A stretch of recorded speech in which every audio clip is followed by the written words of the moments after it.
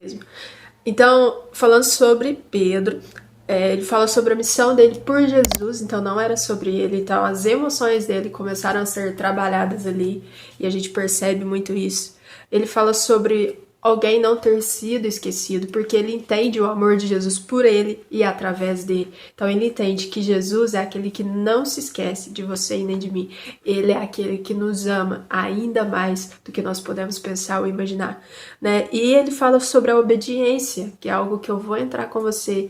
Por meio de Jesus, nós podemos ser obedientes na nossa vida, no nosso caminhar com Cristo. Continuando falando sobre o que podemos aprender com Pedro, nós ainda estamos no primeiro capítulo, no segundo. Eu te convido a ler não só Pedro, mas os evangelhos também.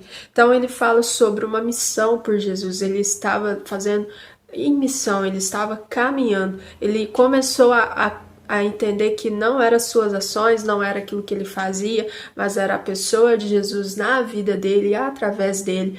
Tanto que quando ele saiu do barco, ele simplesmente afundou, porque ele entendia que não era por sua força, né, que ele conseguiria fazer coisas sobrenaturais, mas era pela dependência em Deus que ele poderia conhecer o sobrenatural e fazer o sobrenatural conhecido. Então que isso sirva de lição para nós, que nós possamos entender que não é sobre nós, mas que é sobre o Senhor nos conduzindo, nos guiando e nos fortalecendo a cada dia.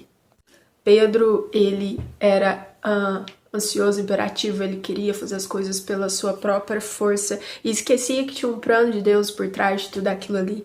Pedro, ele teve, enquanto caminhava com Jesus, ele apreendia muitas coisas. Jesus ensinava muitas coisas, não só para os discípulos, mas também para aqueles que estavam caminhando com ele.